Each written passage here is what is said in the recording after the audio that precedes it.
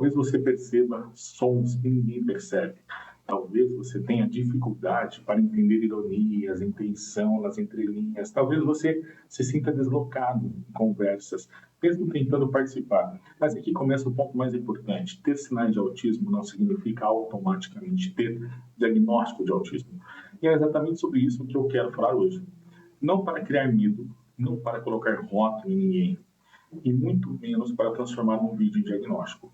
O objetivo aqui é outro, ajudar você a entender quando alguns sinais merecem atenção e quando pode ser o momento de procurar uma avaliação profissional. Existe uma diferença enorme entre rastreio e diagnóstico. O rastreio é como um sinal de alerta, ele não fecha uma conclusão, mas mostra que talvez exista risco e que vale investigar melhor, vale a pena. Diagnóstico é outra coisa, diagnóstico exige avaliação clínica, histórico de desenvolvimento, instrumentos adequados, análise profissional e principalmente responsabilidade. Então, se você é adulto ou adolescente e já se perguntou, será que eu tenho autismo? A primeira coisa que precisa entender é esta: você não deve se diagnosticar sozinho, mas também não deve ignorar sinais que se repetem, causam sofrimento e prejudicam sua vida social, escolar, profissional, familiar. Imagine uma pessoa passou a vida inteira ouvindo frases como: você é estranho, você é frio, você não entende brincadeira, você fala demais sobre o mesmo assunto, você não percebe quando a conversa acabou, você parece viver no seu mundo. Durante a infância, talvez essa pessoa tenha sido chamada de tímida, na adolescência, de antissocial, na vida adulta, de difícil, exagerada, arrogante ou distraída. Só que por trás desses rótulos pode existir uma história de dificuldade real para compreender sinais sociais, lidar com mudanças, interpretar intenções, organizar o próprio comportamento em ambientes sociais complexos. No seu dia a dia, agora cuidado. Isso não significa que toda pessoa tímida é autista. Não significa que toda pessoa que gosta de rotina é autista. Não significa que toda pessoa que tem hiperfoco é autista. O erro começa quando pegamos uma característica isolado e transformamos isso em diagnóstico. O autismo é uma condição do neurodesenvolvimento. Ele envolve um conjunto de características, não um sinal solto. E essas características precisam causar prejuízo significativo, precisam estar presentes desde o desenvolvimento inicial e precisam ser avaliadas por um profissional qualificado. O primeiro ponto importante é a sensibilidade a sons e estímulos do ambiente. Algumas pessoas percebem ruídos pequenos que passam despercebidos pelos outros. Um ventilador, um ar-condicionado, uma torneira pingando, um barulho distante, uma lâmpada fazendo ruído, uma conversa ao fundo. Para a maioria das pessoas, esse som desaparece depois de um tempo. Para algumas pessoas, ele continua ali, forte, presente, incomodando, puxando a atenção. Isso pode parecer pequeno para quem vê de fora, mas para quem sente pode ser muito cansativo. A pessoa tenta se concentrar, mas o som invade. Tenta conversar, mas o ruído atrapalha. Tenta permanecer no ambiente, mas o corpo entra sobrecarga. Só que, novamente, sensibilidade auditiva sozinha não fecha diagnóstico. Ela é um sinal que pode aparecer no autismo, mas também pode aparecer em ansiedade, estresse, enxaqueca, alterações sensoriais específicas ou outras condições. Por isso, o sinal precisa ser visto dentro de um conjunto. Outro ponto é a forma como a pessoa percebe detalhes. Algumas pessoas têm uma atenção muito forte para partes pequenas da informação. Elas percebem detalhes que os outros não notam. Em uma imagem, em uma sala, em uma conversa, em uma rotina, o detalhe chama mais atenção do que o todo. Isso pode ser uma habilidade em algumas situações, pode ajudar em tarefas que exigem precisão, mas também pode gerar dificuldade quando a pessoa precisa compreender o contexto geral, perceber a intenção social ou lidar com situações abertas, ambíguas e imprevisíveis. Coisa de adulto. Na vida real, isso aparece quando a pessoa entende a frase, mas não entende o contexto, ou percebe uma palavra específica, mas perde a intenção da conversa, ou foca tanto em uma parte da atividade que tem dificuldade para mudar de direção quando necessário. Também existe uma dificuldade de fazer várias coisas ao mesmo tempo. Quem não?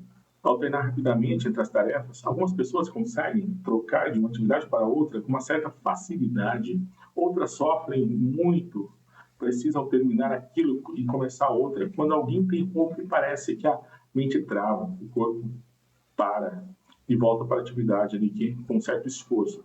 Isso não é preguiça, não é falta de educação, não é simplesmente frescura.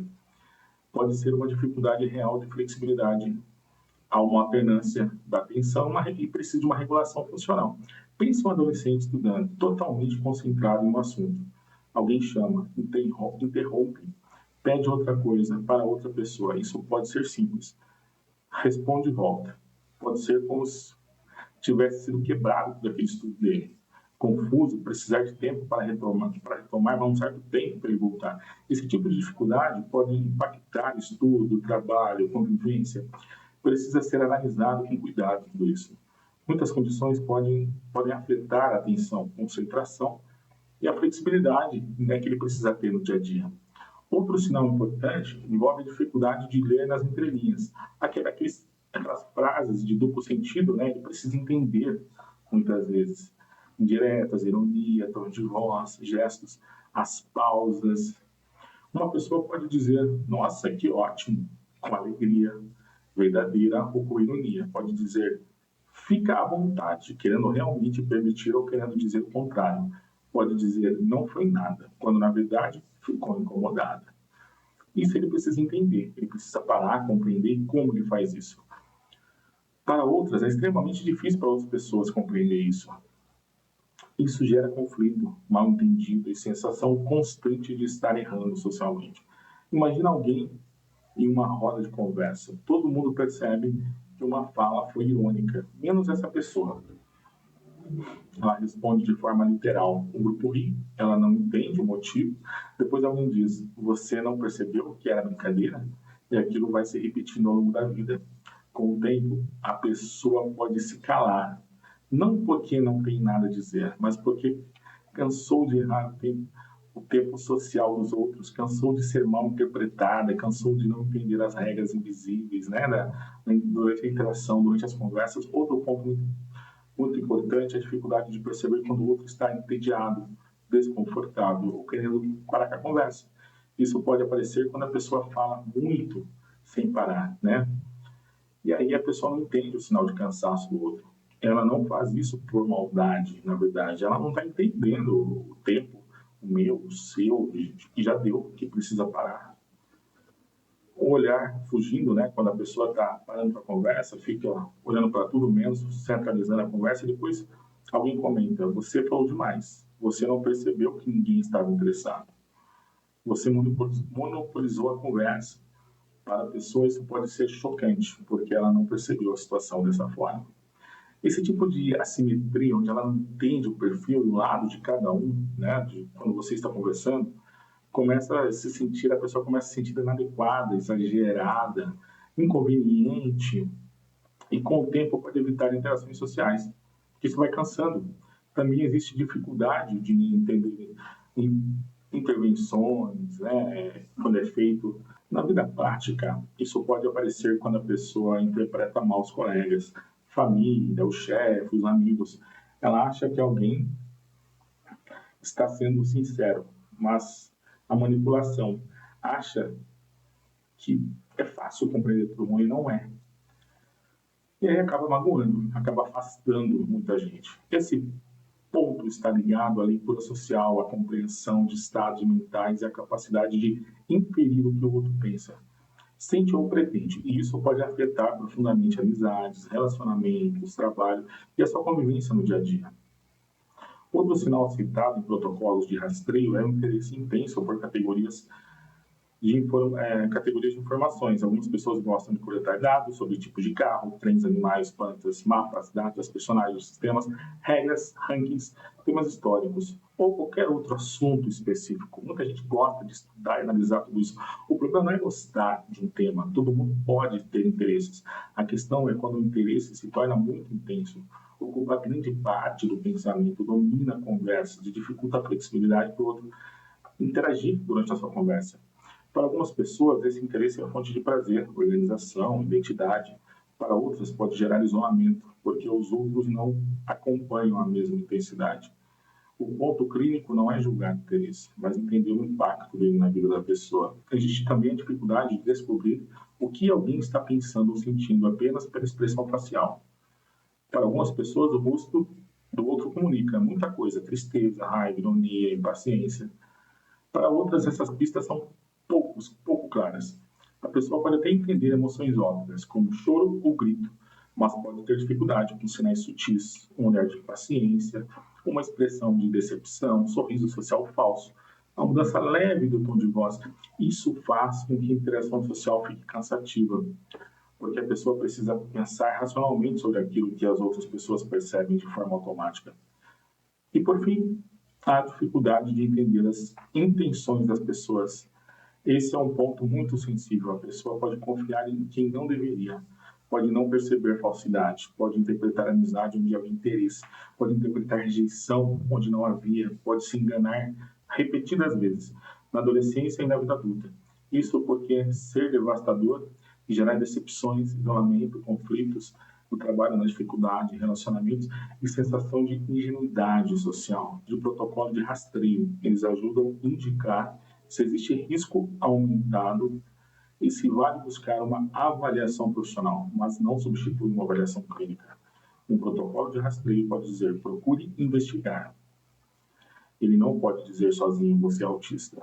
Cuidado, pessoal, cuidado com essas falas com quem você convive diariamente. Se você se identificou com vários desses sinais, não use isso como sentença. Use como ponto de partida. Procure um profissional qualificado, busque avaliação séria, organize a sua história de desenvolvimento, converse com a família, né, quem mais próximo, sobre a infância, reúne informações escolares, relatos antigos, dificuldades persistentes e impactos reais da sua vida. E se você é professor, gestor, familiar ou cuidador, tenha ainda mais cuidado. Não transforme sinais em rótulos. Não diga para um aluno, colega ou filho: você é autista, com base em um vídeo. O correto é observar, registrar, acolher e encaminhar. Na escola, por exemplo, o papel do professor não é fechar diagnóstico. O papel do professor é descrever o funcionamento do aluno, como ele interage, como se comunica, como reage a mudanças, como lida com barulho, como participa das atividades, como compreende comandos, como responde às mediações, quais situações geram sofrimento, quais apoios ajudam. Esse tipo de registro é muito mais útil do que um palpite. Também é importante lembrar que uma pessoa pode ter sinais e não ter autismo. Pode ter ansiedade social, TDAH, trauma, altas habilidades, depressão, dificuldades sensoriais, deficiência intelectual, transtorno de linguagem ou outras condições. Por isso, a avaliação diferencial é indispensável.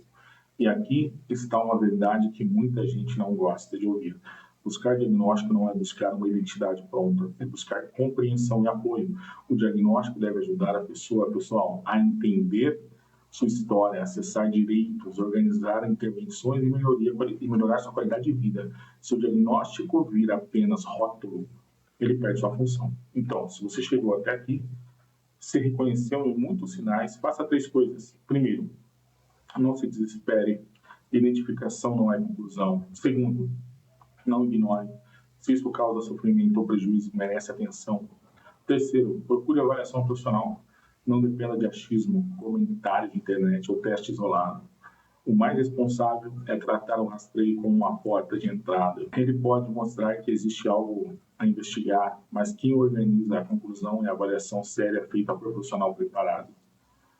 E se você é da educação, leve essa mensagem para a sua prática. Não rotule, registre, não diagnostique, encaminhe, não espere o laudo para apoiar e não confunda apoio pedagógico com diagnóstico clínico. A pessoa pode precisar de acolhimento, previsibilidade, comunicação clara, de uma organização da sua rotina, ter o apoio visual, ter adaptação no seu currículo. Respeite a necessidade de cada um.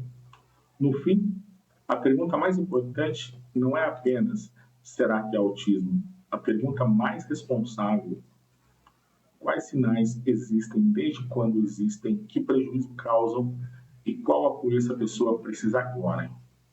Essa pergunta muda tudo, porque quando paramos de procurar rótulos rápidos e começamos a observar com critério, a gente protege a pessoa, qualifica o encaminhamento e evita 2 erros graves: diagnosticar sem base ou ignorar sinais importantes. Se esse conteúdo fez sentido para você, compartilhe com alguém que precisa entender a diferença entre sinal, rastreio e diagnóstico. E se você quer aprender mais sobre autismo, escola, inclusão, avaliação e apoio na prática, continue acompanhando meus conteúdos, porque inclusão séria não nasce de palpite, nasce de observação, critério, responsabilidade e ação. Até breve. Até o próximo vídeo.